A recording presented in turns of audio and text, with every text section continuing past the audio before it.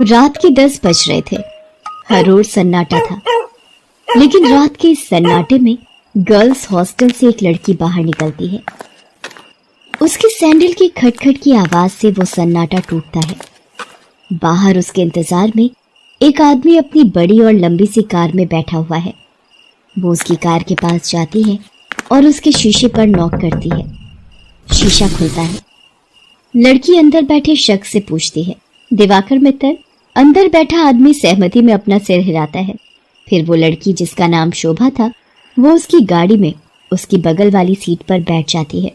दिवाकर मित्तल उसके चेहरे की ओर मुस्कुराकर देखता है और कहता है, जैसा सुना था वैसे ही हो तुम, बहुत तीखी, लाल मिर्च की तरह। दिवाकर मित्तल के पैर कार के एक्सीलेटर पर जाते हैं और पल भर में कार हवा से बातें करने लगती है। थोड़ी देर बाद वो कार शहर के एक सबसे बड़े 5 स्टार होटल में प्रवेश करती है। दिवाकर मित्तल पार्किंग में अपनी कार लगाता है और होटल के रिसेप्शन पर जाता है और अपनी प्री बुकिंग के बारे में बताता है। दिवाकर अपने रूम की चाबी लेता है और शोभा के साथ उस कमरे में जाता है। दिवाकर दरवाजा बंद करता है और शोभा से पूछता है, कुछ लोगे तुम, पीने या खाने में? आप जो भी मंगा लीजिए। दिवाकर होटल के कमरे में लगे फोन से रिसेप्शन पर कॉल करके अपना ऑर्डर देता है। थोड़ी देर में वेटर ऑर्डर लेकर आ जाता है। वे दोनों खाने के साथ साथ थोड़ा थोड़ा पीते भी हैं और फिर दिवाकर और शोभा एक दूसरे में खो जाते हैं। सुबह जब शोभा की नींद खुलती है तो दिवाकर वहां नहीं होता है। उसके तकिए के नीचे नोटों की गड्डी रखी होती है। वो गड्डी को उठाती है, फिर होटल के बाहर आती है। बाहर आकर वो एक कैब बुक करती है और उसमें बैठकर गर्ल्स हॉस्टल की ओर निकल जाती है। कैब वाला बीच बीच में उसे घूर कर देखता है तो शोभा को गुस्सा आ जाता है। क्या देख रहे हो? क्या देख रहे हो बार बार पीछे मुड़कर? आगे देखकर गाड़ी चलाओ, नहीं तो अभी तेरी कंपनी में फोन करूंगी, फिर सारा घूरना निकल जाएगा। कैब वाला शोभा की बातों से डर गया। शोभा कैब की खिड़की से बाहर देखती हुई जा रही थी और मन ही मन खुद से बातें कर रही थी। सब कुछ कितना फेक है ना यहाँ, सब कुछ। कौन आदमी कौन सा चेहरा लगाए घूम रहा है, किसी को पता नहीं है। मैं भी तो पिछले कई महीनों से एक नकली चेहरा लगाए घूम रही हूँ।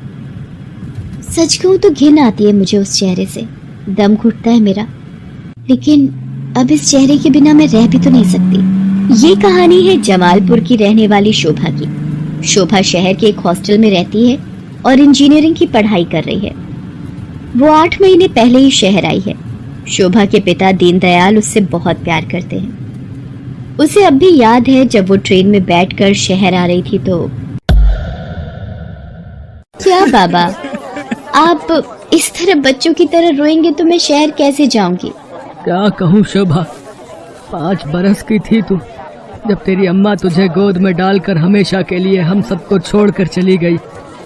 तब से तुझे ही देखकर जिया है। जानती हूँ बाबा। सोचा था कि एक बार ही तुझे विदा करूंगा जब तेरी शादी होगी, लेकिन शादी के पहले ही। ये कहकर दीनदयाल शोभा को गले लगाकर फिर से फूट फूट कर रोने लगा। ठीक है बाबा, मैं नहीं जाती हूँ शहर, यही रहती हूँ आपके पास। लेकिन आप ही तो हमेशा जिद करते हैं कि तुम्हें खूब पढ़ना है, बहुत बड़ा आदमी बनना है। अब आगे की पढ़ाई गांव में तो नहीं हो सकती, तभी तो मैं शहर जा रही हूँ। ठीक है, मैं ट्रेन से उतर जाती हूँ। उसी समय ट्रेन की सीटी बजी। दीनदयाल जल्दी से ट्रेन से उतरा। ट्रेन ने कुछ ही देर में रफ्तार पकड़ ली। शोभा ट्रेन से आगे निकलती गई और दीनदयाल पीछे छूटता गया। शहर में शोभा गर्ल्स हॉस्टल में रहने लगी और अपनी पढ़ाई करने लगी। उसकी रूम पार्टनर थी रेखा। रेखा का बैकग्राउंड भी शोभा की तरह ही था। उसके पिता नहीं थे। उसकी माँ दूसरों के खेतों में काम करती थी। बहुत कठिनाई से गुजर बसर होता था। एक दिन की बात है, शोभा कमरे की सफाई कर रही थी तो उसे रेखा के तकिए के नीचे से नोटों की गड्डी मिली। इतने सारे पैसे, ये यहाँ कैसे आए? रेखा उस समय नहा रही थी। जब वो नहाकर बाहर आई तो शोभा ने उससे पैसों के बारे में पूछा, लेकिन रेखा ने उसकी बात का सही सही कोई जवाब नहीं दिया। आश्चर्य तो हुआ क्योंकि वे दोनों अच्छे दोस्त थे। कुछ बात तो है जो रेखा मुझसे छिपा रही है, लेकिन क्या? शोभा ने एक बात और नोटिस किया कि हफ्ते में 3-4 दिन रेखा रात को कहीं चली जाती थी और सुबह वापस आती थी। उसने इस बारे में भी रेखा से पूछा तो तू भी बिना मतलब जासूसी करती रहती है, तू अपने काम से काम रखना। मैं कहाँ जाती हूँ, क्यों जाती हूँ, हर चीज का हिसाब देना जरूरी है क्या? ये जरूरी तो नहीं, लेकिन कल को हॉस्टल की वार्डन को पता लग गया कि तुम रात रात भर बाहर रहती हो तो क्या होगा? तुझे पता है ना वो कितनी स्ट्रिक्ट है। तो उसकी फिक्र मत कर, मैं संभाल लूंगी उन्हें। धीरे धीरे शोभा ने रेखा की लाइफस्टाइल में बहुत तब्दीली देखी। वो महंगे से महंगे कपड़े और जूते खरीदती, लेटेस्ट मोबाइल फोन रखती, उसका जब जो मन करता वो करती। शोभा उसकी लाइफस्टाइल से बहुत प्रभावित हो गई। शोभा ने बचपन से अब तक गरीबी ही देखी थी, इसलिए उसका भी मन करता कि वो भी नए कपड़े खरीदे, महंगे मोबाइल रखे, उसका जो मन करे वो कर सके।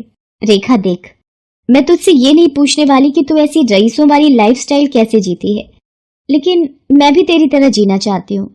मैं तंग आ गई हूँ एक एक पैसे के लिए तरसते हुए। पहले तो रेखा टाल मटोल करती रही, लेकिन फिर उसने सच्चाई बता दी कि वो एक कॉल गर्ल का काम करती है। उसकी बातों को सुनकर शोभा शॉक्ड रह गई और उसने कहा कि अगर ये बात वार्डन को पता लग गई तो बड़ी भोली है रे शोभा।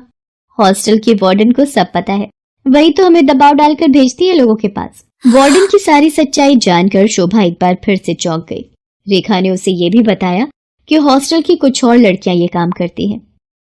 शोभा को ये सब सुनकर अजीब तो लगा, लेकिन बेहतर लाइफस्टाइल के चक्कर में वो अपने सम्मान का सौदा करने के लिए तैयार हो। मैं इस गंदे दलदल में फंस गई हूँ। हालांकि इस दलदल ने मुझे बहुत सारी वो चीजें दी जिसके लिए मैं तरसती थी, लेकिन मैंने अपनी मासूमियत खो दी है, मैंने अपनी शांति खो दी है, मैंने अपनी पवित्रता खो दी है। बाबा को कितनी उम्मीद थी मुझसे, और मैं क्या करने लगी मैं। शोभा की आंखें भीग गई थी। वो अब ये काम नहीं करना चाहती थी, लेकिन हॉस्टल की वार्डन उस पर बार बार दबाव डाल रही थी। देख शोभा, जल में रहकर मगर से बैर मत कर, और हाँ, ये सती सावित्री बनने का नाटक छोड़ और जो बोलती हूँ वो कर। शोभा ने वार्डन को फिर से इनकार कर दिया। गुस्से में वार्डन ने उससे कहा, देख शोभा, तेरा इनकार तेरे भविष्य के सारे रास्ते बंद कर देगा। मेरी एक शिकायत पर कॉलेज से भी तुझे निकाल दिया जाएगा, और तुझे मैं इतना बदनाम करवा दूंगी कि इस शहर तो क्या, तू कहीं भी किसी को मुंह दिखाने के लायक नहीं रहेगी। शोभा उस रात हॉस्टल से निकली तो जरूर, लेकिन उसने कुछ तय कर लिया था। वो हॉस्टल से निकलकर सीधा पुलिस स्टेशन पहुंची और इंस्पेक्टर नाज़नीन को हॉस्टल और वार्डन की सारी सच्चाई बता दी। शोभा की बात सुनकर नाज़नीन शॉक्ड रह गई। शर्म आ रही है मुझे तुम पर और उन सभी लड़कियों पर जो अच्छी लाइफस्टाइल के चक्कर में शॉर्टकट अपनाती हैं और अपने सम्मान का सौदा करती हैं, और तुम जैसे मासूम लोगों का फायदा तुम्हारी वार्डन जैसे लोग उठाते हैं। मुझसे बहुत बड़ी गलती हो गई इंस्पेक्टर नाज़नीन। मुझे खुशी है कि तुम्हें अपनी गलती का एहसास तो हुआ, लेकिन ये गलती कोई और ना करे और तुम्हारी वार्डन किसी और का फायदा ना उठाए। इसके लिए इस पूरे रैकेट को तोड़ना पड़ेगा।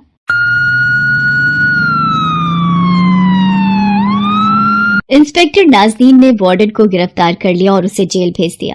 जिस वार्डन पर लड़कियों की सुरक्षा की जिम्मेदारी थी, वो उनका सौदा करने लगी थी। इस बात को सुनकर पूरा शहर सन्न रह गया। आज शोभा इंजीनियरिंग के लास्ट ईयर में है और वो बहुत ही मेहनत से अपनी पढ़ाई कर रही है। आखिर उसे अपने बाबा का